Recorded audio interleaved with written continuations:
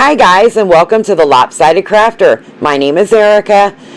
Sit back and enjoy, grab yourself something to drink, and let's get started on all of our yarny goodness and yarny talk. Hi guys, and welcome back. In this episode, I've got mail. So, what did we get? Well, my order from... you guys know, if you've been watching my channel at all for any length of time, you know that I absolutely love Cindy Wood Crafts. So, I got another order of looms in. This is another 60 peg loom for socks. This is a 1/4 inch gauge. I also picked up 2 of their 3/16 inch gauge. Easy for me to say. These are both 64 pegs. This should be comparable, and I'm going to do a gauge swatch, but this should be comparable, a size 1 to a 3 knitting needle. It should be comparable to. So yeah, there are a lot of patterns on the internet, whether they're free patterns or paid patterns, that call for 64 stitches on your sock. These would be perfect for that. His loom from KB Looms, which I happen to have right here, would also be a good alternative, although this has a slightly bigger gauge. That is going to matter on which yarn you are using. If you watch my recent video where I did the review on the Perfect Pair by Loops and Threads from Michaels, I am doing that on the 1/4 inch her loom. With this loom being a little bit smaller, the socks would work, but you're gonna have to adjust your amount of rounds that you use for your foot and for your body of the sock. The toe should be okay. The heel you may want to extend. So I will play around with this, and I will definitely let you know how that works out with that yarn. But yeah, a lot of socks, as far as knitting patterns, some say 56 pegs, which is the orange one. Cindy Wood also has a 56 peg. And a lot of them say 64, which is the purple one, or like the one that I just got. But like I said, these gauges are a little different. So all that to say, I got some new looms. I also picked up, every time I order from them, I go ahead and I have one of their loom hooks included. You can never have too many of these. And every time I order from them, I do go ahead and get tensioners. I know that you can use other things as a tensioner when you're looming. And this is just the guts of an ink pen taken out. And I understand that. But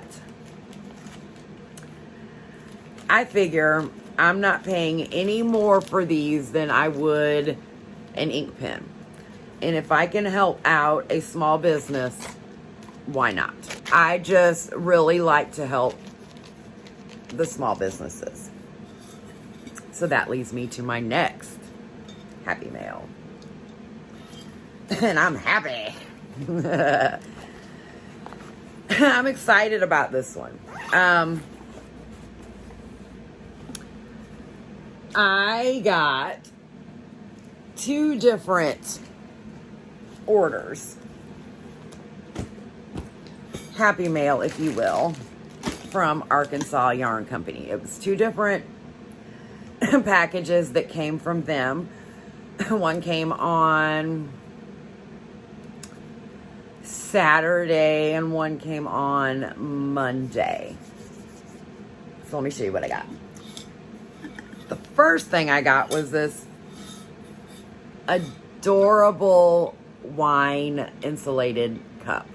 Now, for those of you that know me, I don't partake in the wine, nor do I partake in hardly any alcoholic beverages, but it sure as heck will hold some sweet tea. Yes. So, Lori Ann messaged me and said, hey, we got something in that you've been waiting on, and have you seen these cups? So she surprised me with this color, and I love it. Thank you, Lori. Thank you very much. She also threw in some goodies. I love goodies. Who doesn't love goodies? So this is a card. This is their company name, Arkansas Yarn Company, okay? They have a podcast. They're on Instagram. They have their own website, so you can shop with them. Lorianne, Jessica, and Anna are fantastic people. I really like them. You definitely should watch their podcast because there's lots of information. And then Lorianne also does wool on Wednesdays. Got these cute little stitch markers. These are all shaped like the state of Arkansas. And then this cute little leaf one as well. Isn't that cute?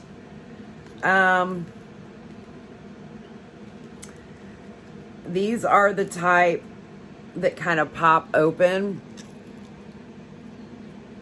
So you could potentially use those as a progress keeper as well. So thank you, Lorianne, for that very much. Definitely will be using those. And let me get it out of this bag. Y'all know I am about the enamel pins. She sent me this pin. It says Arkansas Yarn Co. on it.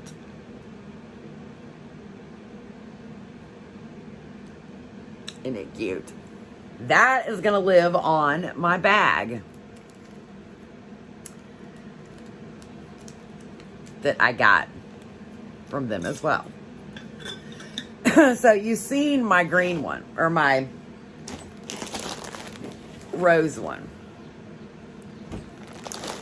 And I wanted the green one originally, but it was out of stock.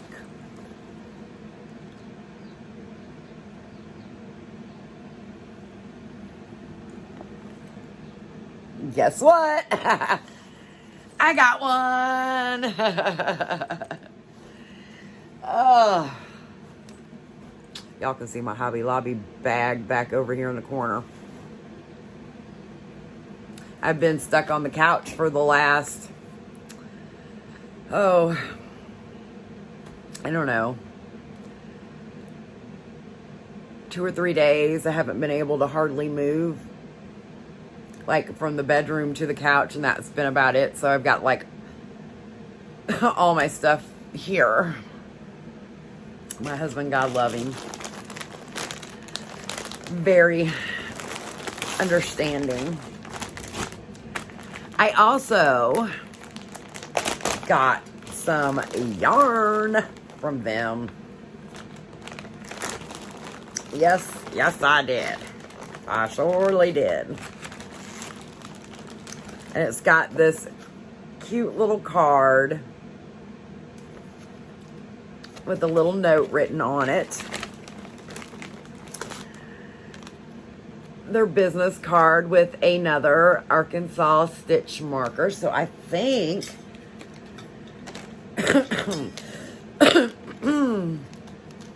I have one in almost every color. And so this represents the girls, okay? Lorianne loves hot pink. Jessica loves green. And Anna loves blue. So you have a little piece of all of them with you whenever you're knitting. What a fantastic idea. I love that. So, I got some sock yarn, obviously. This one is from Woolens and Nosh. And this color is called Mermaid Hair, Don't Care. This is a 75-25, 463 yards, and 100 grams. So this is your main sock yarn, the main skein, if you will. And then the little mini for heels, toes, cuffs, or whatever else you decide to do with it. I picked up another one, and this one is called Snow Day. I loved this bright pink, and then the greens and the blues. Perfect. Y'all know that green and red are my favorite color. I seem to be venturing out a little bit outside of my color palette, if you will, now that I'm getting older. Oh well. And you'll see that with the next ones that I show you. While I was in the shopping mode and needed some retail therapy, I also picked up some turtle pearl. And this is also from the Arkansas Yarn Company. That is where I purchased it. This is actually hand-dyed yarn that they carry from somebody, from an independent dyer. These are all striped yarns. This one is called Twilight. And that is what it should look like. So it's got the purples and the kind of a smoky gray and black, and I think that is really, really pretty. This next one is definitely a little bit out of my wheelhouse, so to speak. However, I couldn't resist the name nor the color. Pow!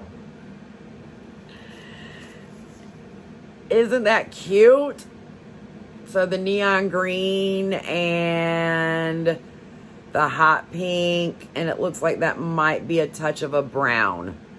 I think that one's going to be very pretty. Yeah, it is brown. See, that's what it's going to look like when it's knitted up. And then last, but certainly not least, this one is called Nano. Like, Nano. Did I just age myself? Have y'all ever heard or seen of Mork and Mindy? Yeah, I think I did just date myself. Oh well. Yeah. That's what this one is going to look like. So it's got the oranges and the teals and the greens and the purples and beautiful. I'm sure that I can find some kind of solid to go along with these, as you know, for I always want to say teals, my heels, toes, and cuffs. So loving that. I'm stocking up on all of my sock yarn because the Crazy Sock Lady Summer Camp 2021, Summer Sock Camp, is going to be starting very, very soon. I believe it is the last week of May that it's going to be starting. So, stocking up on the sock yarn so that I can participate. I did get my VIP camper slot. Don't remember which week it was. I think it might be week 3. My enamel pin and progress keeper is coming, because y'all know, like I said, I'm all about the enamel pins, that is. What else? I've got an interview this weekend on Petra's Happy Place, so I will be on her live this Sunday at 4:30, if I'm not mistaken. I've got 4 or 5 Loom, this is a mouthful, Loom Zoom classes that I have signed up for. Doing a little bit more intricate things on the looms that I don't quite know yet. I do know a lot about them, but I don't claim to be like, hey, I know everything, because you know, you can always learn new things. So I'm taking a class on mosaic loom knitting. I've got one, I think, on beading. I'm not sure if I signed up for that one or not, because I've looked at so many. And then I think I signed up for converting knit patterns to the loom. There are some patterns that can be converted to the loom. Sorta. And what I mean by that is, if you're working, like say you're working on a shawl, and you're starting at the top of the neck and you're working your way out, and it's getting bigger and bigger and bigger. Typically, if you're using, say, a fingering weight yarn for a shawl, typically the amount of pegs that you have available to you are less than your widest, longest count. So, in order to achieve said shawl, you have to work sideways. Meaning, there's no, you know how you have your main point of increase right down the middle of a shawl when you're knitting it or crocheting it? When you're loom knitting it, you don't really have that. You work straight and you increase on one side to get it to the widest point, the longest that you want it. Then you decrease back. And by doing that, you create the same amount of stitches that would go on your wingspan. So, patterns can be converted. Some of them are a little trickier. Like, you really cannot easily convert all stitches. Like slip 2, knit 1, pass slip stitch over. When you get that intricate into the lace, it's a little bit hard to do, so you kind of have to adapt the pattern into what can be done on the loom. So, yeah, I'm sure you guys probably really didn't want to hear all that.